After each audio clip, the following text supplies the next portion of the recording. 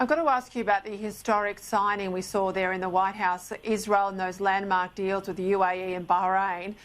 You know, you're hugely experienced in this area. What does this mean for the Middle East? What does it mean for Israel and peace?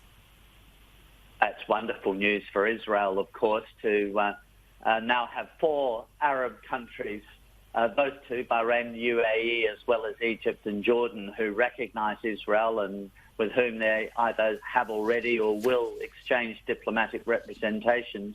I think that's likely to spread. Oman is apparently looking at recognising Israel, possibly in time Saudi Arabia, and then across North Africa, countries like Morocco, I think are very prospective. So I do think this is signalling a substantial change in the geopolitics of the Middle East. The reason these Arab countries are working so closely with Israel is because of their worry about Iran. That is their main geopolitical preoccupation. And the Iranians have driven these countries together. But I think the other thing I would say is that the Palestinians, by refusing to engage or failing successfully to engage with the Israelis over so many years, are finding themselves just being bypassed. And, you know, that is a great setback for the Palestinians. And it just shows they have to become more proactive, more moderate, and more engaging with the Israelis.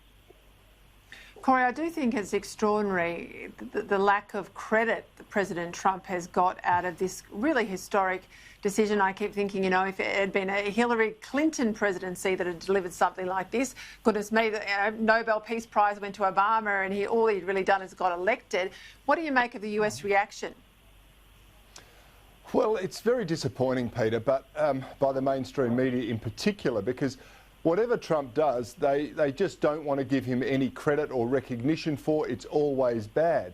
I remember, if you go back to the beginning of his administration, you had CNN and a lot of the other media outlets laughing at his ability to, or they thought his inability to broker any peace deals in the Middle East.